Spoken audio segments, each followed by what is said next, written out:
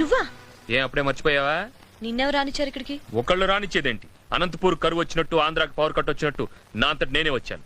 ఈ విషయం తాతయ్యకి తెలిస్తే చంపేస్తారు తెలుసా? మీ తాతయ్య నా కాళ్ళు పట్టుకొని మరి ఉండమన్నాడు తెలుసా? అబద్ధం చెప్తున్నావు. అవి చెప్పడం దేవుడు నీకిచ్చిన వరం అమ్మా, మా వల్ల కాదు.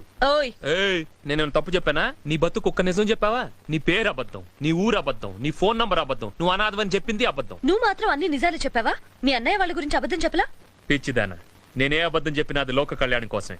ఈ తెలివితేటలు తట్టుకోలేకే నీకింతవరకు ఎవరు పిల్లనివ్వలేదు. Malleswari, I already told you, నువ్వు దేని గురించి అయినా మాట్లాడు గానీ నా పెళ్లి గురించి మాత్రం మాట్లాడుకో. మర్యాద దక్కదు. ఏం చేస్తావు? ఏం చేస్తావు? రే పెళ్లి కాని ప్రసాద్, ఇది మీ వైజాగ్ కాదు, నా ప్యాలెస్. మనుషుల్ని పెట్టి కొట్టించేస్తాను, జాగ్రత్త. అమ్మ దుర్మార్గురాలా, నిన్ను రౌడీల నుంచి రక్షిస్తే నన్ను రౌడీలు పెట్టి కొట్టిస్తావా? ఎస్, నోరు మూసుకొని ప్యాంట్ వేసుకుని పడు. ఎంత ఏడిపించావు నన్ను, అంతకంతా పగ తీర్చుకుంటాను చూడు. నీ పేరు మల్లేశ్వరి కాదే బాబు, పాతాళ భైరవని పెట్టాల్సింది.